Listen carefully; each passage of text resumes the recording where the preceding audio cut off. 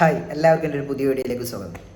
നമ്മളെ മലയാളികൾക്ക് പൊതുവേ ഉള്ളൊരു സ്വഭാവമാണ് ഒരാളെ പെട്ടെന്ന് ഉയർത്തും, അതേപോലെ തന്നെ അയാളെ പെട്ടെന്ന് നിലത്തോട്ടിടും ചെയ്യും. ആ ഒരു സ്വഭാവം മലയാളികൾക്ക് പ്രത്യേകമുള്ളതാണ്.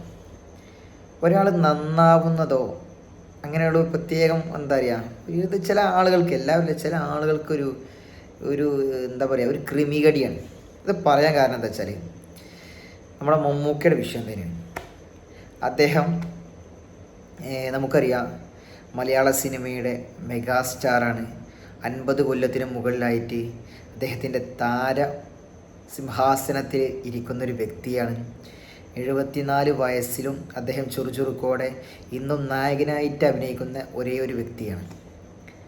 മാത്രമല്ല, ഒരുപാട് സംസ്ഥാന പുരസ്കാരങ്ങളും പുരസ്കാരവും പത്മഭൂഷണും അതുപോലെ തന്നെ ഒരുപാട് ഫിലിംഫെയർ അവാർഡും കരസ്ഥമാക്കി ഒരുപാട് മലയാള സിനിമയെ വേറെ തലത്തിലേക്ക് എത്തിച്ച ഒരേ ഒരു വ്യക്തിയാണ്. ഇന്നലെ നമ്മുടെ ഭ്രമയുഗം എന്ന സിനിമ ഓസ്കാർ വരെ എത്തിച്ച അദ്ദേഹത്തിൻ്റെ സിനിമയും അദ്ദേഹം അവിടെ എത്തിച്ചു. എല്ലാ തള്ളിമറിക്കുന്ന 100 കോടിയുടെ കണക്കല്ലാതെ അദ്ദേഹം അഭിനയിച്ചിട്ടാണ് ഓസ്കാർ, അതും മലയാളത്തിൽ നിന്നും ആദ്യമായിട്ടാണ് ഒരു ചിത്രം ഓസ്കാർ സ്ക്രീനിൽ പ്രദർശിപ്പിക്കുക. അത് ഇന്നലെ അദ്ദേഹത്തിൻ്റെ ഭ്രമയുഗം എന്ന ഒരു ബ്ലാക്ക് ആൻഡ് വൈറ്റ് ചിത്രം അവിടെ പ്രദർശിപ്പിച്ചു. മലയാളികൾക്ക് ഒരുപാട് അഭിമാനിക്കാവുന്ന കാര്യമാണ്. പക്ഷേ അദ്ദേഹത്തിന് 100 കോടി എന്ന ഒരു സംഭവം ഇല്ല എന്ന് പറഞ്ഞ് അദ്ദേഹത്തെ ഇകഴ്ത്തി പറയാൻ ഒരുപാട് ആളുകൾ വേറെ സൈഡിലുണ്ട്.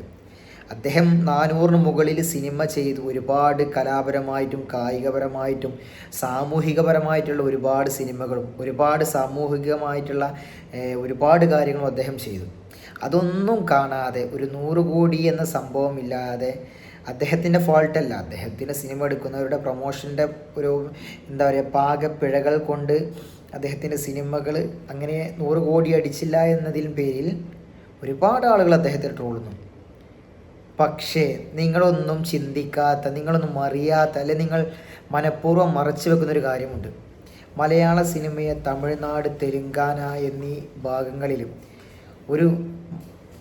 ഇതും ഒരു നല്ല സിനിമയല്ല, ഈ സിനിമയും നമുക്ക് മുമ്പിൽ കാണിക്കാമെന്ന് കാണിച്ച ഒരേ ഒരു വ്യക്തി മമ്മൂക്ക. അദ്ദേഹത്തിൻ്റെ ന്യൂഡൽഹി, നിറക്കൂട്ട് എന്നീ ചിത്രങ്ങൾ വന്നതിന് ശേഷമാണ് മലയാളത്തിലെ എല്ലാ ചിത്രങ്ങളും അന്യ സംസ്ഥാനങ്ങളിൽ പ്രദർശിപ്പിക്കാൻ തുടങ്ങിയതും അവിടെ ഒരുപാട് പ്രേക്ഷകൻ്റെ ശ്രദ്ധ പിടിച്ചു പറ്റാൻ പറ്റിയതും. മറ്റുള്ള ചിത്രങ്ങളൊക്കെ അന്ന് പണ്ട് ഷക്കീല പടങ്ങൾ കളിച്ചിരുന്ന് വളരെ മോശമായ രീതിയിൽ മലയാള സിനിമയെ ഇകഴ്ത്തിയെന്ന ആ ഒരു കാലഘട്ടത്തിൽ നിന്നും മലയാള സിനിമ താരങ്ങൾക്ക് അവർക്ക് എന്താ പറയുക, താമസിക്കാൻ റൂം പോലും നൽകാതിരുന്ന ടൈമിലാണ് അദ്ദേഹത്തിൻ്റെ ഈ 2 ചിത്രങ്ങളും വന്ന് ഒരുപാട് കളക്ഷനായിട്ടും അദ്ദേഹത്തിൻ്റെ സാമ്രാജ്യമൊക്കെ 400-ന് മുകളിൽ ദിവസങ്ങൾ അവിടെ തമിഴ്നാട്, തെലുങ്കാനയിലും ആന്ധ്രയിലൊക്കെ കളിച്ചിട്ടുണ്ട്. നമ്മൾ ചിന്തിക്കേണ്ട കാര്യമുണ്ട്. ഇവിടെ അദ്ദേഹത്തെ ഇകഴ്ത്തുന്നുണ്ട്. അറിഞ്ഞിട്ടും അദ്ദേഹത്തെ ഇകഴ്ത്തുമ്പോൾ ഒരുപാട് ആളുകൾ അദ്ദേഹത്തെ അതിനു മുകളിൽ കാണുന്നുള്ളതിന് ഒരൊറ്റ ഉത്തരവുള്ളൂ. അദ്ദേഹത്തിൻ്റെ പുതിയ സിനിമ, അദ്ദേഹം ഇപ്പോൾ നമ്മുടെ അടൂർ ഗോപാലകൃഷ്ണൻ്റെ പദയാത്ര എന്ന ചിത്രത്തിലാണ് അദ്ദേഹം അഭിനയിച്ചു കൊണ്ടിരിക്കുന്നത്. അതിനുശേഷം അദ്ദേഹം അഭിനയിക്കാൻ പോകുന്നത് തമിഴിലാണ്, അതും ധനുഷിൻ്റെ കൂടെ. അദ്ദേഹത്തിനോടും തുല്യ പ്രാധാന്യമുള്ള, അല്ലാതെ എന്തെങ്കിലും ചെയ്യുന്ന ഒരു റോളല്ല, തുല്യ പ്രാധാന്യമുള്ള 35 ദിവസത്തെ ഡേറ്റ് അദ്ദേഹം ആ സിനിമ, അതും രാജ്കുമാർ പെരിയസ്വാമി സംവിധാനം ചെയ്യുന്ന ഒരു ചിത്രമാണ്. ഒരു ആക്ഷൻ ബേസ്ഡ് ചിത്രമാണ്, ഒരു എന്താ പറയുക കൊമേഴ്ഷ്യൽ ചിത്രമാണ്. ഇതിന് അദ്ദേഹത്തിന് ധനുഷ് പറഞ്ഞിരിക്കുന്ന പ്രതിഫലം 35 കോടിയാണ്. നിങ്ങളൊന്ന് ചിന്തിച്ചോ, അദ്ദേഹത്തിന് 35 കോടിയാണ്. മലയാളത്തിൽ അദ്ദേഹം വാങ്ങുന്നത് ചിലപ്പോൾ 5, 6, 7 കോടിയാണ്.